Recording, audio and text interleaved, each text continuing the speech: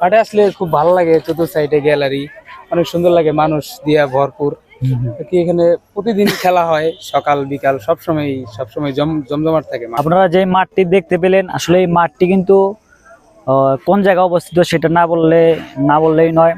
নারচি গ্রামের হেবনগর ইউনিয়ন গোপালপুর থানার টাঙ্গাইল ডিস্ট্রিক্টে কিন্তু এই মাঠটি অবস্থিত। আর এই মাঠটির নাম হলো শেখ রাসেল মিনি স্টেডিয়াম। এটা কিন্তু খন্দকার আসাদুজ্জামান সাহেব কিন্তু আমাদের তৈরি করে দিয়েছেন। হ্যালো গাইজ, দেখেন আমাদের নারচি গ্রামের সুন্দর একটি মাঠ আমাদের জন্য তৈরি করে দিয়েছেন।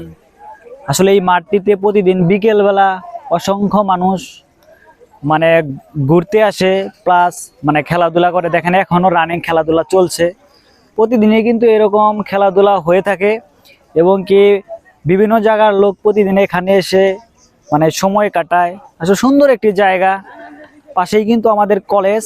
আর মাঠটি কিন্তু মোটামুটি বড় পরিসরে আছে, ফুটবল খেলার জন্য উপযুক্ত একটি মাঠ। এই মাঠে কিন্তু খেলা হয়ে থাকে, বিভিন্ন জায়গার লোক প্রতিদিন আসে। আমি যে কোনো একজনের কাছে দেখি মানে কথা বলার চেষ্টা করবো, যে পাশে এক বড় ভাই আসতেছে। জি ভাই, আপনি এই মাঠে আসছেন, আমাদের মাঠটির বিষয়ে মানে মাঠটিতে আসলে প্রতিদিন তো অনেক লোক আসে এই জায়গায়, আসলে মানে মনটা ভালো হয়ে যায়। আপনি এই বিষয়ে একটু বলেন যে এত সুন্দর একটা মাঠে আসলে কেমন লাগে বা খেলাধুলা করলে কেমন লাগে, আপনি একটু বলেন। মাঠে আসলে খুব ভালো লাগে, চতুর্থ সাইডে গ্যালারি অনেক সুন্দর লাগে, মানুষ দিয়া ভরপুর। কি এখানে প্রতিদিন খেলা হয়, সকাল বিকাল সবসময় জমজমাট থাকে মাঠটা, খুব ভালো লাগে আসলে।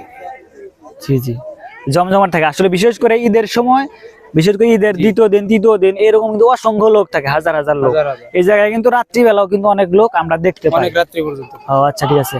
আচ্ছা, এই মাঠে কি আপনি কোনোদিন খেলাধুলা করছেন? জি, অনেক খেলাধুলা করছি বিকাল বেলা। ও, ফুটবল নাকি ক্রিকেট? ক্রিকেট খেলছি। ও, ফুটবল ক্রিকেট দুইটাই এই মাঠে অনেকবার খেলাধুলা হচ্ছে। তার মানে আপনি বলতে চাচ্ছেন যে আসলে এই মাঠটা আমাদের জন্য সুন্দর একটি মাঠ, খেলাধুলার জায়গা কিন্তু সচরাচর এরকম ভালো একটা পজিশন কিন্তু সব জায়গায় পাওয়া যায় না। সেক্ষেত্রে আমরা ফুটবল বা ক্রিকেট কিন্তু এই মাঠে আমরা খেলতে পারি।